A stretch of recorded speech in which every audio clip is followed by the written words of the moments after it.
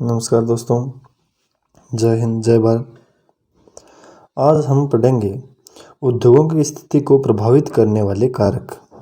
कौन कौन से कारक हैं जो उद्योगों के विस्तार को प्रभावित करते हैं। यानी कि कहीं पर उद्योग है ही नहीं, कुछ क्षेत्र में उद्योग अधिक संख्या में, तो इसके पीछे कारण क्या है, उनके बारे में आज अपन चर्चा करने वाले हैं। कारणों के बारे में चर्चा कर लेते हैं। पहला कारण है बाजार की उपलब्धता, यानी कि उत्पादित माल के लिए बाजार उपलब्ध होना चाहिए। वहाँ के निवासियों की उस वस्तुओं को खरीदने की क्षमता होनी चाहिए। इसीलिए सबसे ज़्यादा ज़रूरी है उत्पादित माल के लिए बाजार का उपलब्ध होना।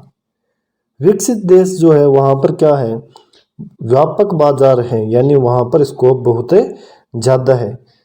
क्यों? क्योंकि वहाँ पर लोगों की क्रय क्षमता अधिक है, इस वजह से वहाँ पर इसके लिए अवसर जो है वो ज़्यादा है। दूसरा कारण है श्रम आपूर्ति। श्रम एक महत्वपूर्ण कारक है। उद्योग वहीं होते हैं जहाँ पर श्रम उपलब्ध होता है। जहाँ पर श्रम सस्ता और सरलता से उपलब्ध होता है, उद्योग वहीं पर स्थापित करने अच्छे रहते हैं या वहीं पर उद्योग स्थापित होते हैं। और आजकल यंत्रीकरण और स्वचालित मशीनों की वजह से जो श्रमिकों की निर्भरता है वो बहुत कम हो गई है।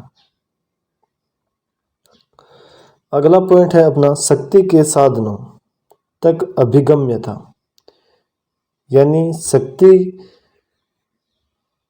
के साधन है उनका होना। तो अधिक शक्ति की आवश्यकता वाले उद्योग ऊर्जा स्रोतों के समीप लगाए जाते हैं। उद्योगों में अधिकांश क्या होता है कि जहां पर ऊर्जा और पानी और परिवहन की उचित समुचित व्यवस्था हो, उद्योग कहाँ होते हैं, वहीं पर स्थापित होते हैं। इसमें अगला जो पॉइंट है वो है परिवहन एवं संचार की सुविधा तक अभिगम्यता।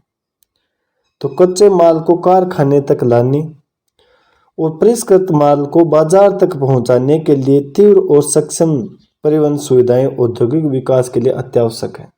उद्योगों में तैयार माल जो है उसे तो बाजार तक पहुंचाने और कच्चे माल को उद्योगों तक लाने के लिए परिवहन का बहुत ही महत्वपूर्ण रोल है। क्योंकि पश्चिमी यूरोप और उत्तरी अमेरिका के पूर्वी जो भाग हैं वहाँ पर अत्यधिक परिवहन तंत्र विकसित होने के कारण वहाँ पर क्या है, उद्योगों का केंद्रीयकरण हुआ है, वहाँ पर उद्योग ज़्यादा स्थापित हुए हैं। पांचवा पॉइंट है अपना सरकारी नीति।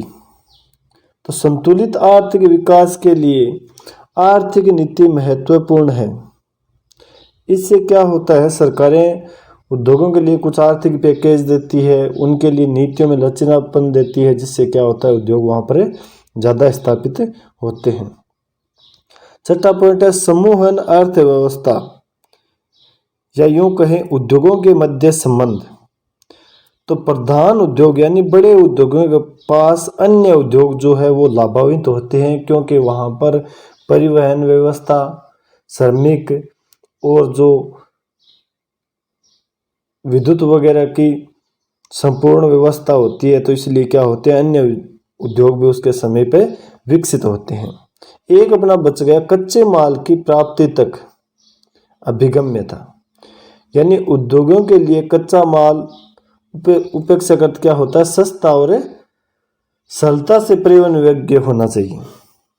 उद्योग अगर मान लो कच्चा माल जो है वो भारी भरकम है वजन में और उससे परिष्कृत करने के बाद में बहुत कम जो है उत्पाद बनता है, तो उसका परिवहन का खर्चा ज़्यादा होने की वजह से उद्योगों को कच्चे माल के समय पे लगाया जा सकता है। इस प्रकार के उद्योग हो गए चीनी उद्योग, सीमेंट उद्योग, इस्पात उद्योग। इनमें क्या है, कच्चे माल के 10% के बराबर ही नया उत्पाद बनता है। इसीलिए 90% जो है वो बेकार में परिवहन करना पड़ता है। तो इसीलिए उद्योग जो है वहाँ निकट में स्थापित करने फायदेमंद रहते हैं। अब बात करें कि विनिर्माण उद्योगों का वर्गीकरण। तो उद्योगों को अलग अलग भागों में बांटा गया। वो किस प्रकार से बांटा गया? उनके आकार, कच्चे माल के आधार पर, उनके उत्पाद एवं स्वामित्व के आधार पर उनका बंटवारा किया जाता है। तो पहले हम पढ़ेंगे आकार के आधार पर उद्योगों का बंटवारा। आकार पर आधारित उद्योग।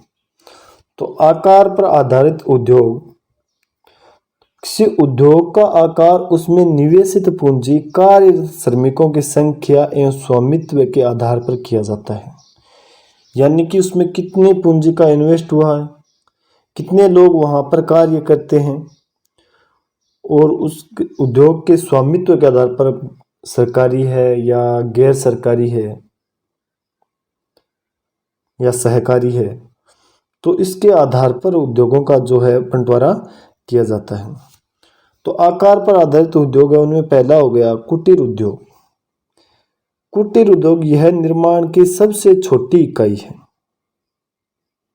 इसमें शिल्पकार और मजदूर स्थानीय कच्चे माल का उपयोग करते हैं और साधारण औजारों के द्वारा परिवार के सदस्य ही मिलकर के दैनिक जीवन के उपयोग में आने वाली वस्तुओं का उत्पादन करते हैं। फिर इन वस्तुओं क्या करते हैं, खुद के उपभोग में लेने के पश्चात जो शेष रह जाती है, इन स्थानीय बाजारों में बेच दिया जाता है। अधिक पूंजी और परिवहन की आवश्यकता इसमें नहीं होती है। ना तो इसमें ज़्यादा पूंजी की जरूरत होती है और ना ही परिवहन की आवश्यकता होती है।